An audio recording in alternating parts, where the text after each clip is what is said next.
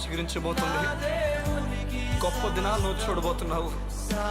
నీ యేసుకు సమస్తము సాధ్యమే. గుడ్ మార్నింగ్ దేవుని ప్రియ కుమారుడా, గుడ్ మార్నింగ్ దేవుని ప్రియ కుమార్తె, special good morning to you. మత్తయి సువార్త 17వ అధ్యాయం 21వ వచనంలో ఈ విధంగా ఉంది. మత్తయి సువార్త 17వ అధ్యాయం 21వ వచనంలో ఈ విధంగా ఉంది. మీకు అసాధ్యమైనది ఏది ఉండదు. చూడండి, దేవునికి అసాధ్యమైనది ఏమీ కూడా లేదని మనం విన్నాం. కానీ లేఖనాలు చెప్తున్నాయి మనకు దేవుడు అసాధ్యమైనది ఏం లేకుండా చేస్తాడని. దేవుని లేఖనాలు బట్టి మనం ముందుకు అడుగులు వేయాలి. దాని అర్థం ఏమిస్తుందంటే, నేను మీ పక్షం నిలబడుతున్నాను, మీరు వెళ్ళే చోట మీకు అసాధ్యమైనది ఏది కూడా ఉండదు. నువ్వు మాట్లాడు, ధైర్యంతో మాట్లాడు. ఆ మాట, నువ్వు మాట్లాడిన మాట నేను నెరవేర్చబోతున్నాను దేవుడు చెప్తున్నాడు.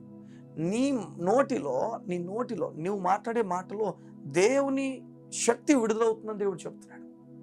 ఈరోజు మీరు ఏ చోటకు వెళ్ళబోతుందో నాకు తెలియదు, ఏ చోట నిలబడబోతుందో నాకు తెలియదు, దేని కొరకు ఆలోచనతో నింపబడ్డారో నాకు తెలియదు. ఏ ఉదయంలో దేవుడు నీతో మాట్లాడి చెప్తున్నాడు, నువ్వు వెళ్ళక్కడ నిలబడ, ఊహించని విషయాలను చూడబోతున్నావు. ఏది అసాధ్యమైనది ఉండదు. మన జీవితంలో ఇలాంటి ఒక బ్రతుకుని మనం కోరాం. ప్రతి చోట నాకు సక్సెస్ కావాలి సార్, ప్రతి చోట నేను బాగుండాలి. దేవుని మీద ఆధారపడుతున్న వ్యక్తి గురించి బైబిల్ మాట్లాడుతుంది. అసాధ్యమైనది ఏది కూడా వ్యక్తికి ఉండదు. చాలాసార్లు మన జీవితం ఎలాంటి వాటి కొరకు అసాధ్యమైనది ఏమి ఉండదని కోరుతా అంటే, మనం అనుకున్న ఆలోచన అసాధ్యమైన వాటి అంటే మనం అనుకున్న ఆలోచన అవుతున్నాయి మన లోకపు సంబంధమైన ఆలోచనలు. దేవుని చిత్త ప్రకారమైన ఆలోచనలు కాదు, కానీ మన చిత్తమైన ఆలోచనలు. మన వీళ్ళు జరిగిపోవాలి, మన చిత్తం జరిగిపోవాలి. అక్కడ అనుకుంటాం ఇలా నేను అనుకున్నవి జరిగిపోవాలి, అక్కడ అసాధ్యమైనవి ఏవి కూడా అంటే అసాధ్యమైన వాటిని కూడా సాధ్యపడాలి అక్కడ అని చెప్పి ఆశపడతాం. మన దేవుని ప్రార్థన చేసినప్పుడు కూడా నేను అనుకున్నవి జరిగించేదేవా, అక్కడ అసాధ్యమైనది ఏది కూడా లేకుండా అన్ని సాధ్యపరచని చెప్పి మనం ప్రార్థన చేస్తాం. ప్రార్థనలో, పాటల్లో అసాధ్యమైనది లేనే లేదు అది ఎంత బాధపడతాం చూస్తే. మన చిత్తం జరిగిపోవాలని ప్రార్థన చేస్తాం. చూడండి, మన ఆశను దేవుడు ఫుల్ఫిల్ చేస్తాడు, ఖచ్చితంగా మన కోరిక నెరవేరుస్తాడు. కానీ ఆ కోరిక మంచిది కాకపోతే ఆయన ఖచ్చితంగా నీకు చెప్తాడు అది మంచిది కాదు, దాన్ని ఖచ్చితంగా ఆయన ఆపుతాడు. ఈ లోకపు సంబంధం వ్యక్తి దానికి ఏమైపోతాడంటే బాధపడిపోతాడో, పరలోకపు సంబంధం వ్యక్తి దేవుని దగ్గర పాఠం నేర్చుకొని ఇది దేవుని చిత్తం కాదని చెప్పి ఆయన చిత్తం వైపు అడుగు వేస్తాడు. చూడండి, దేవుని లేఖనం ఏం చెప్తున్నాయంటే అసాధ్యమైనది ఏది లేదంటున్నప్పుడు మన చిత్తం గురించి, మన ఆలోచన గురించి చెప్పట్లేదు. నీ తలంపులు పుట్టేసింది కనుక ఇది దీంట్లో నువ్వు సూపర్ ఆనందం చేస్తావు దాని విషయం చెప్పట్లేదు. ఏం చెప్తుందంటే దేవుని విషయాల గురించి చెప్తూ, దేవుడు నీ కొరకు ఆమోద పలకబోతున్నాడని, నువ్వు వెళ్ళే ప్రతి చోట ఆయన కృప కలుగు చేయబోతున్నాడని, ఆయన సాధ్యపరుస్తున్నాడని చెప్పి చెప్తున్నాడు. నువ్వు మాట్లాడు చాలు, నీ పక్షం నిలబడతాడు. నువ్వు చేయి చాలు, నీ పక్షం అనేది చేస్తాడు. చూడండి, ఒక మాట నేను చెప్తాను. దేవుడు ఏదైనా వనంలో అన్ని విషయాల్లో కూడా ఆదము హవ్వకు సాయం చేశాడు. ఏది కావాలన్నా అన్నిటిని కూడా వారికి సాధ్యపరిచి వారు ముందు పెట్టాడు. వారు పండు తింటూ లేకపోతే ఈ తినొద్దన్న చెడుతో తిన్నప్పుడు ఆ విషయంలో వారు అసాధ్యమైన జరిగిపోవాలి, వారు దేవతల వలె ఉండాలి, వారు కోరిక చూసారా? యాక్చువల్గా అది రైట్ కోరిక కాదు.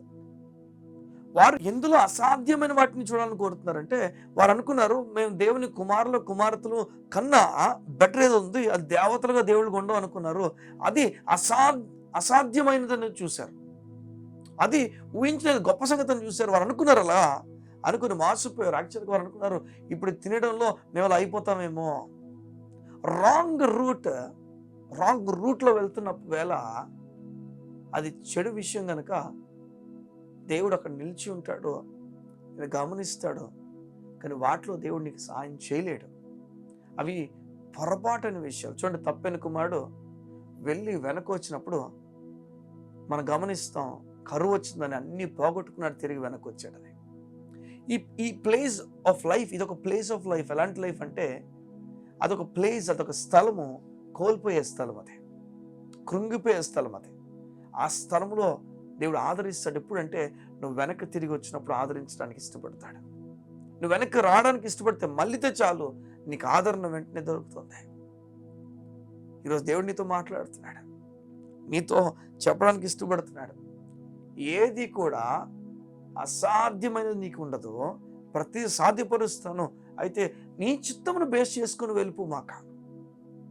నాకు ఇదే జరగాలి, ఈ వ్యక్తిని పిలవాలి, ఇది అయిపోవాలి, ఈ బిల్డింగ్ కట్టాలి, ఇక్కడే ఉద్యోగం రావాలి, ఇక్కడే వ్యాపారం అవ్వాలి. కొందరు తల్లిదండ్రులతో మాట్లాడుతున్నప్పుడు వారు అంటారు, మా బిడ్డలు పేజీ పెడతారండి, ముఖ్యంగా మా పాప, మా బాబు ఎంత పేజీ పెడతారంటే వీళ్ళు అని చెప్పి ఎన్నో సందర్భాలు వారికి నచ్చింది కానీ కొనకపోతే. ఈ మధ్య నేను ఒక మాల్కి వెళ్ళినప్పుడు ఆ మాల్లో ఒక ఫ్యామిలీ వచ్చింది. ఆ ఫ్యామిలీ వాళ్ళు బిల్డింగ్ అవుతుంది, నేను కూడా వెనక్కున్నాను. నేను చూస్తున్నాను ఆ బిల్డింగ్ అవుతున్న సమయంలో ఆ మాటలో కాస్త కొన్ని సామాన్లు, చిన్న పాప సుమారు ఒక 6 to 7 years ఉంటుందేమో లోపు, కొన్ని చాక్లెట్స్ అక్కడ ఆమె పట్టుకుని వచ్చింది ఆ బిల్డింగ్కి. ఆమె తల్లి అంటుంది వద్దని. అయితే అందులో ఒకటి తీసుకో అని చెప్తే మొత్తానికి ఆమె 2 పట్టుకుని వచ్చింది. అందులో ఒకటి తీసినందుకు, ఒకటి తీసి పక్కన పెట్టినందుకు ఆల్మోస్ట్ ఆమె ఫ్లోర్ క్లీనింగ్ చేసేస్తుంది. ఎవరు చెప్పండి? ఆ చిన్న పాప కింద పడిపోయి మొత్తం అంతా ఫ్లోర్ మీద కొట్టేసుకుంటుంది పూర్తిగా. నాకు కావాలి, నాకు కావాలి. ఆ చుట్టూ బిల్డింగ్ అవుతున్న వాళ్ళు, బిల్డింగ్ చేస్తున్న అందరూ ఆమెను చూడడమే, ఆ చిన్న పాపను చూడడమే. చూడండి, ఇలా ఎన్నో పేరెంట్స్ కంప్లైంట్ చేస్తుంటారు వారి బిడ్డల గురించి. నా బిడ్డకంటే ఆ డ్రెస్సే కావాలండి, మాకు ఆ స్తోమత లేదు, వారికేమో అదే కావాలంటారు. నేర్చుకోవాలి సంగమం, మనకు అదే కావాలని పట్టుకోవడం ఎప్పుడు మంచిది కాదు. చదువుకు ఒక పాఠం, బలమైన పాఠం నీ జీవితం నేర్చుకోవాల్సిన పరిస్థితికి వచ్చేస్తాను. నేను తిరిగి చెప్తాను చూడు, నేను తిరిగి మాట్లాడుతాను చూడు వాళ్ళతో. నేర్చుకుంటే ఒకరోజు నువ్వు పాఠం ఖచ్చితంగా. ఇది మంచి దారి కాదు. అలా కాకుండా అయ్యా నీ బట్టి నా కుటుంబానికి స్తోమత ఇచ్చావు, నా తండ్రికి నా తల్లికి స్తోమత ఇచ్చావు, దీని ప్రకారం నేను లోపడతాను. ఇలాంటి వ్యక్తి గట్ట దేవుడు అన్నీ సాధ్యపరుస్తాడు. నేను చెప్తున్నాను కదా, దేవుడిచ్చిన కళ యోసేపుకి సాధ్యమైపోయింది. అన్నీ దేవుడిని జీవితంలో సాధ్యపరచడానికి ఇష్టపడుతున్నాడు. నువ్వు అడుగుపెట్టు ప్రతి స్థలంలో నేను హెచ్చించడానికి ఇష్టపడుతున్నాడు. నీ మాట తాలూకు శక్తి అలా ఉండబోతుందంతే, నీ క్యారెక్టర్ తాలూకు శక్తి అలా ఉండబోతుందంతే. చూడండి, వేసుకునే వస్త్రం వల్ల మన ఘనత ఎప్పుడు రాదు.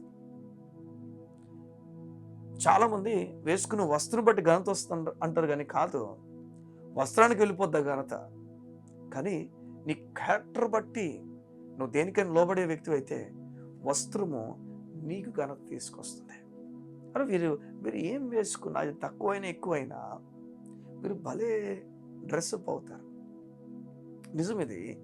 నీ గుణాల బట్టి వస్త్రపు ఘనత నీకు కూడా దక్కుతుంది.